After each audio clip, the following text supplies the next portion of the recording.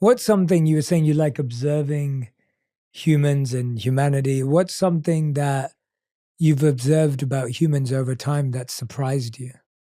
Well, nothing really surprises me because I read a lot of history and I see that things just keep repeating over and over and over again. I know, though, since I had my stroke and since I'm physically weak and there are things I can't do anymore, I've actually noticed that people respond to me differently, and it's actually very positive. So sometimes I can be very negative about people. That's kind of my inclination. That's how my mind tends to work, which is not necessarily a good thing. We all have these attitudes that make us look at the world a certain way. I tend to have a negative bent towards human nature. But I must say, people have been very, very kind to me since I've had my stroke. And it's sad that you have to have an accident like that to be able to perceive it. But I've seen another side where everyone wants to help me.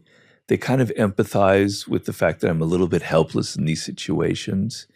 And it's also made me kind of feel differently about other people who have disabilities or things that they can't help in their lives. But the sense of I'm a little bit helpless and people are really eager to try and help me Mm, actually is something that has kind of surprised me in a way. Yeah, I liked what you said there, that it's sad that someone has to go through something for us to then show that sides of ourselves, which means that it's always there. It means that it exists inherently within us. Yeah. Do you think it's because why do you think that is? Why do you think that is, that if it's inherently there, we don't display it at all times to all people? I don't know.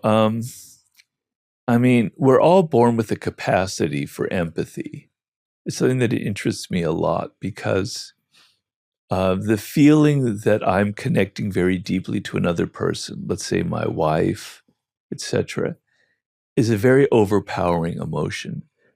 Gets me out of myself, and I'm seeing the world through her eyes, as opposed to me always projecting myself onto her. It's a very moving experience. And sometimes you go to a movie and you find yourself getting inside the characters, you're getting outside of yourself, and you're feeling this empathy for them, you're identifying with them. These are all very powerful emotions, right? And we all have the capacity for that. But the world we live in is actually a machinery to deaden those emotions, that sense of empathy, right? It's just put so much emphasis on ourselves, on our individuality, on who we are, our needs, our the attention that we want, that we deserve.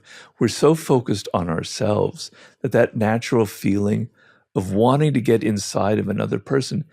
And it's very strange, Jay, because if you think about it, our inner lives are actually quite boring. The same thoughts repeat over and over and over again, the same emotions, the same preoccupations, the same anxieties. And other people, they're so different.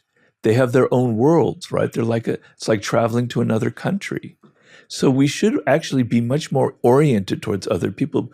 We should have a natural interest in their world because it takes us out of ourselves. It's like therapy.